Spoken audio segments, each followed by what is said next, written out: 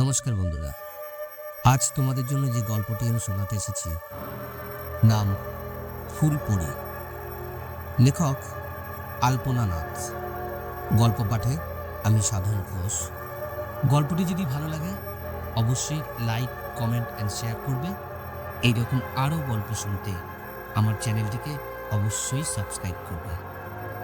চলো শুরু করা যাক আজকের গল্প ফুলপরি। পত্রিকায় বাড়ি বিক্রি হইবে, এই বিজ্ঞাপনটা দেখেই এই বাড়িটা দেখতে এসেছিলেন কাকুমণি। দেখেই বাড়িটা পছন্দ হয়ে গেল। এমন সুন্দর সাজানো গোছানো বাড়ি অনেক কম দামে পেয়ে দেরি না করে কিনে ফেললেন বাবা। মাঝখানে উঠোন আর 3 দিকে সারি সারি ঘর। ইংরেজি ইউ প্যাটার্নের ঘর। পূর্ব দিক খোলামেলা বলে সারাটা দিন সূর্যের আলো থাকে পুরো বাড়িতে। বারান্দাগুলি সুদৃশ্য গ্রিল দিয়ে ঘেরা।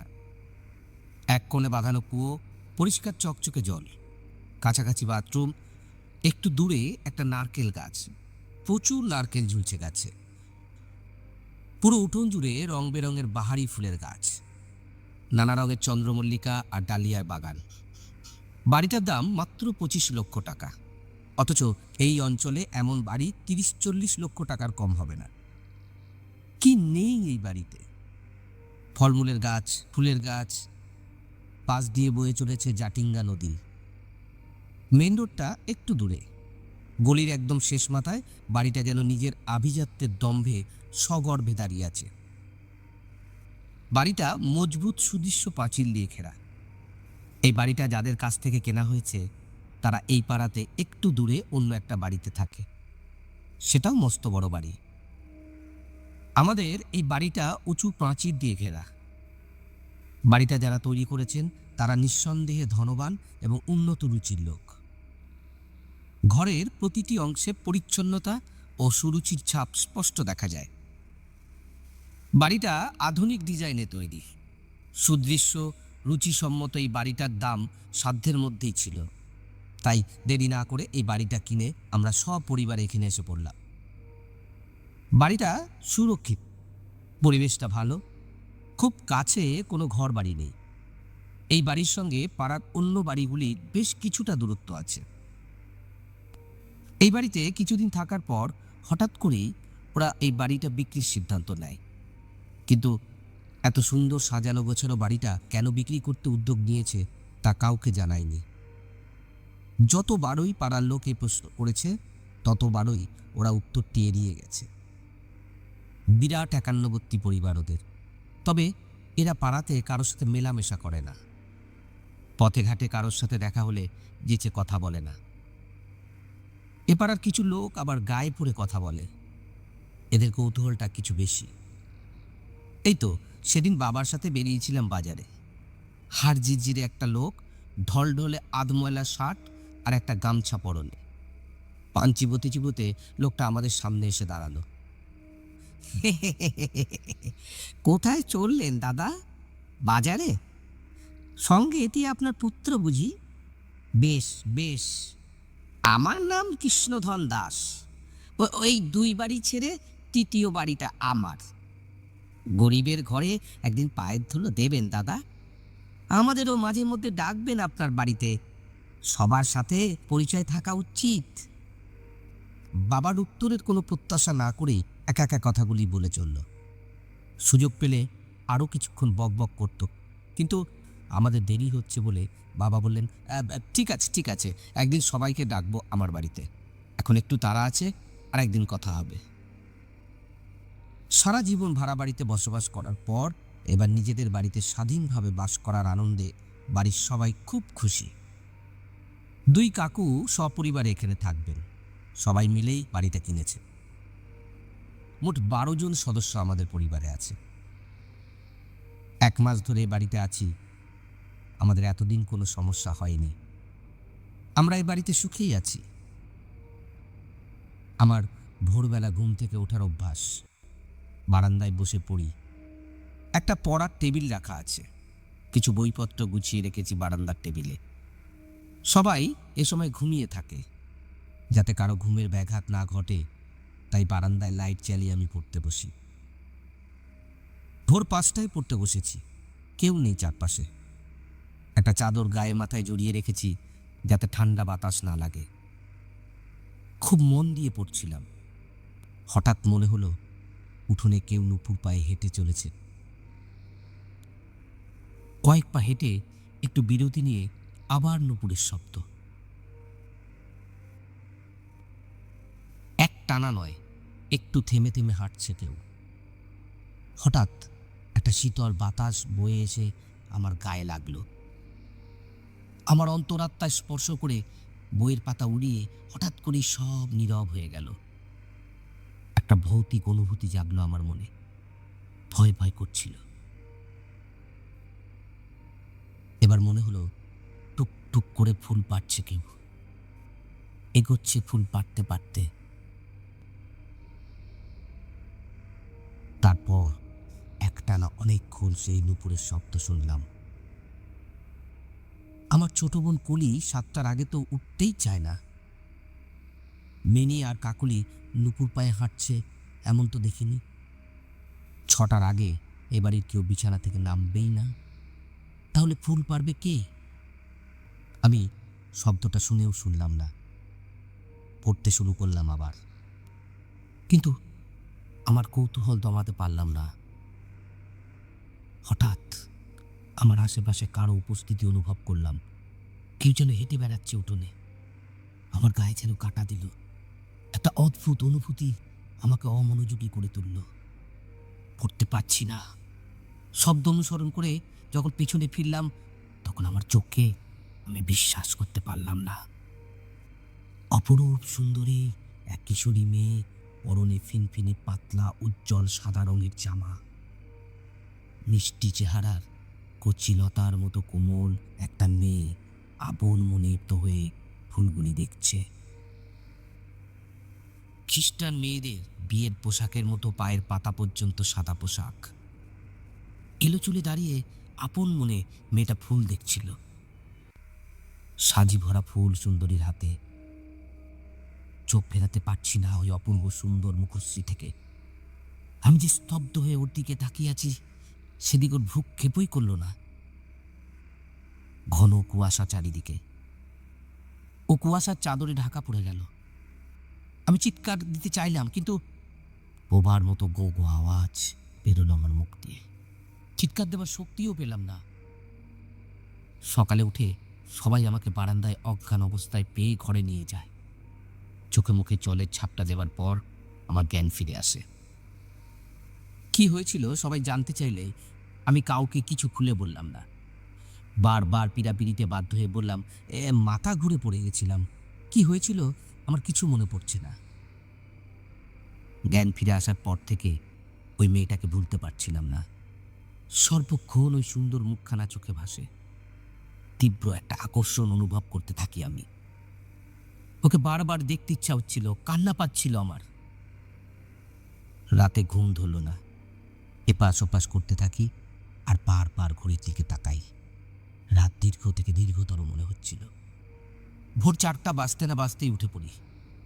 কি এক অমোঘ টান অনুভব করে বারান্দায় গিয়ে বসলাম। সূর্য তখনও ওঠেনি। ঘুটঘুটে অন্ধকার বাইরে। মন বসছে না পড়ায়। অধীর আগ্রহে অপেক্ষা করছি আমি ওই সুন্দরী মেয়েটার জন্য। প্রচণ্ড ঠান্ডা লাগছিল আমার। বাইরে ঘন কুয়াশার ঠান্ডা বাতাস। সোয়েটারে গায়ে থাকা সত্ত্বেও আমি কাঁপছিলাম। ঘরে গিয়ে কম্বলটা নিয়ে এসে নিজেকে ঢেকে চেয়ারে বসে থাকি। ঝিঝি পোকার ডাক শুনতে থাকি। গা ছমছম করা ভয় এবং একই সাথে যার জন্য এত ভয় তার প্রতি তীব্র আকর্ষণ। এই দুয়ের টানাপোড়েন আমাকে বিধ্বস্ত করে রেখে দেয়। হাঁটু মুড়ে যোগধবু হয়ে দুই হাতে হাঁটু দুটি বুকের সাথে জড়িয়ে চাপটে ধরে বসে থাকি। ভাবতে থাকি, চারপাশে এত উঁচু প্রাচীর, সদর ফটকটা তালাবন্ধ। ওটা ডিঙিয়ে কেউ আসতে পারবে না। তাহলে ওই মেয়েটা কি করে উঠোনে এলো? কে ওই মেয়েটা? পাখিরা জেগেছে, কিচিরমিচির ডাকছে। দূরে কোথাও একটা মোরগ ডেকে উঠল। অন্ধকার পৃথিবীতে আলোর রশ্মি নিয়ে দিগন্ত রেখা ছোঁয়ার জন্য সূর্য ধীরে ধীরে ওপরে ওঠার প্রয়াস করছে। রাতের ঘন অন্ধকার খুব ধীরে ধীরে আবছা হচ্ছে। পূর্ব দিগন্তে ফুটে উঠছে উষার আলো। আমার হঠাৎ কেমন একটা অন্যরকম অনুভূতি হলো। বুকের ভেতরে একটা আলোড়ন অনুভব করতে থাকি। কাটা কাটা দিয়ে উঠল। মনে হলো কেউ আমার ধারে কাছে এসে আমার দিকে তাকিয়ে আছে। আমি ভয়ে স্তব্ধ হয়ে আছি। খারাপ নিঃশ্বাস যেন আমার ঘাড়ে পড়ছে। সময়টা যেন থেমে আছে, থমথম করছে চারপাশটা। শুনতে পেলাম ফুল তোলার শব্দ। ঘাড় ঘুরিয়ে দেখি সে এসে গেছে। টুক টুক করে ফুল পেরে সাজি ভরে ফেলেছে। আমার বুকের ভেতরে ঠিপ ঠিপ করে যেন হাতুড়ি পেটানোর মতো শব্দ শুনতে পেলাম। চেয়ার থেকে তাড়াহুড়ো করে নামতে গিয়ে কম্বলে পা জড়িয়ে চেয়ার সব উল্টে পড়ে গেলাম। না, সজ্ঞানেই ছিলাম। আগের দিনের মতো অজ্ঞান হইনি। সাবধানে আমি উঠে পড়ি। বারান্দা থেকে উঠোনে ছুটে যেতে চাইলাম, কিন্তু দরজাটা খুলে দুই হাতে দুটি পাল্লা ধরে অনেকটা সাহস সঞ্চয় করে দাঁড়িয়ে দেখি কেউ কোথাও নেই। যেখান থেকে ফুল তোলার শব্দ হচ্ছিল সেখানে গিয়ে দেখলাম সবকটি ফুল আছে প্রতিটি বোটায়। একটা ফুলও পারা হয়নি। অবাক হলাম, এটা কি করে সম্ভব হলো? মেয়েটা কোথায় গেল? একটু আগেও তো এখানে দেখেছি। আমি বাড়ির চারপাশ ঘুরে ওকে খুঁজতে থাকি। গেটটা তালা বন্ধ। বাইরে থেকে কেউ যেমন ঢুকতে পারার কথা নয়, তেমনি বাড়ি থেকে বাইরে যাবার কোনো উপায় নেই। তাহলে আমি কি দেখলাম? এখনো নেই বাড়ির ভেতরে, এটা আমি অনুভব করতে পারছি। ও যতক্ষণ থাকে আমি ততক্ষণ রোমাঞ্চিত থাকি। শরীরের একটা অস্থিরতা থাকে। এখন সেই অনুভূতি নেই। এর অর্থ ও চলে গেছে। বাড়ির সবাই ঘুম থেকে উঠে পড়েছে। বারান্দায় উল্টে পড়ে থাকা চেয়ার আর মাটিতে লুটিয়ে পড়ে থাকা কম্বল দেখে সবাই কৌতূহলী হয়। আমাকে খুঁজে বেড়ায় সবাই।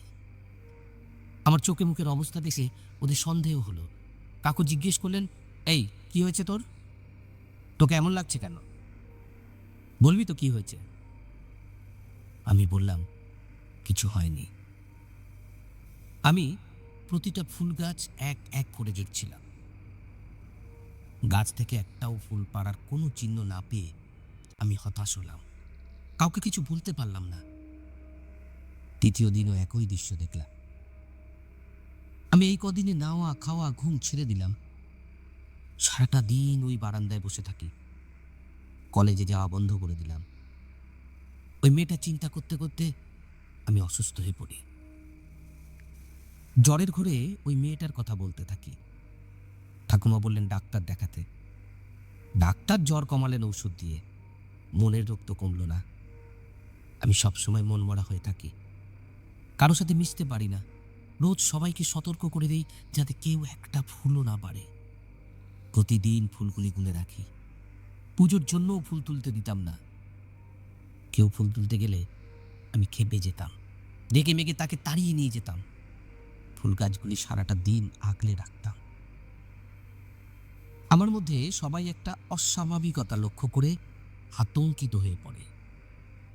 আমার এইসব ব্যবহার সবার দুশ্চিন্তার কারণ হয়ে উঠল। আমার মানসিক সমস্যা হচ্ছে ভেবে আমাকে মানসিক ডাক্তার দেখাতে নিয়ে যাওয়া হলো। কাউন্সেলিং করার সময় আমার মুখ থেকে প্রকৃত সত্য কথা বের করে নিয়ে সেই মতো আমার চিকিৎসার ব্যবস্থা হলো। আমি ওর নাম দিয়েছিলাম ফুলপরি। ডাক্তার বললেন, দেখো, যা সুন্দর, যা পছন্দের, তা যে আমাদের নিজের করে পেতেই হবে এমন ভুল ধারণা করতে নেই। এই পৃথিবীর অনেক কিছুই তোমার ভালো লাগতে পারে। সব যে তোমার নাগালের মধ্যে থাকতে হবে তার তো কোনো মানে নেই। সব ভালো লাগার জিনিস কি তুমি আগলে রাখতে পারবে? চাঁদ সবার প্রিয়। দূর থেকে সবাই চাঁদের সৌন্দর্য দেখে মুগ্ধ হয়। চাঁদকে নিজের করে কাছে পেতে চাওয়া সম্ভব কি? এইসব অবাস্তব চাওয়া। ফুলপরি তোমার মনের কল্পনা, বাস্তব সত্য নয়। বাস্তবে ফুলপরি বলে কেউ নেই। ও ফুল পেরে সাজি ভরে নিয়েছিল, অথচ বাস্তবে তুমি নিজেই দেখলে গাছ থেকে একটা ফুলও পাড়া হয়নি। তুমি পরপর 3 দিন যা দেখেছ সবই তোমার কল্পনা ছিল, কিংবা তোমার স্বপ্ন ছিল সব। ডাক্তারবাবু আমাকে অনেক কথা বোঝালেন। সব কথার এমন যুক্তি ছিল যে ওনার সব কথা আমি মেনে নিয়ে একটা সুন্দর সুস্থ জীবন গড়ে তোলার প্রতিশ্রুতি দিলাম তাকে। ডাক্তারের চিকিৎসায় আমি কিছুদিনের মধ্যেই স্বাভাবিকভাবে সুস্থ হয়ে উঠেছিলাম। তবে আমার বন্ধু বান্ধব, আত্মীয় স্বজন, বাড়ির লোকেরা সব ঘটনা শুনে বোঝালেন ফুলপুরি অশরীরী। এই বাড়িতে অশরীরী আত্মা ঘুরে বেড়ায়, এই জন্য এত সুন্দর বাড়িতে আগের মালিক পক্ষ থাকতে না পেরে ভয়ে বাইরে বিক্রি করে চলে গেছে। ফুলপুরি আমার কাছে এক রহস্য হয়েই রইল। আমি যা দেখেছি তা তো স্পষ্ট দেখেছি। আমার দেখার ভুল ছিল না। আমি ওকে ভুলতে পারি না। শান্ত, ধীর, স্থির মেয়েটা, ফুলের মতোই কোমল ও সুন্দর। না, ফুলপুরিকে আর দেখিনি। আমাকে এরপর থেকে ভোর রাতে বারান্দায় বসে পড়তে দেওয়া হতো না। তবে আমি যে মনে মনে ফুলপুরিকে ভালোবেসে ফেলেছিলাম, কথা অস্বীকার করতে পারবো না। আমার মনের কোণে আজও ফুলপুরির মুখটিকে আমি দেখতে পাই। আজ আমার গল্পের এখানেই সমাপ্ত বন্ধুরা। গল্পটি যদি ভালো লাগে অবশ্যই লাইক, কমেন্ট অ্যান্ড শেয়ার করবে। এইরকম আরও গল্প শুনতে আমার চ্যানেলটিকে অবশ্যই সাবস্ক্রাইব করবে। ভালো থেকো।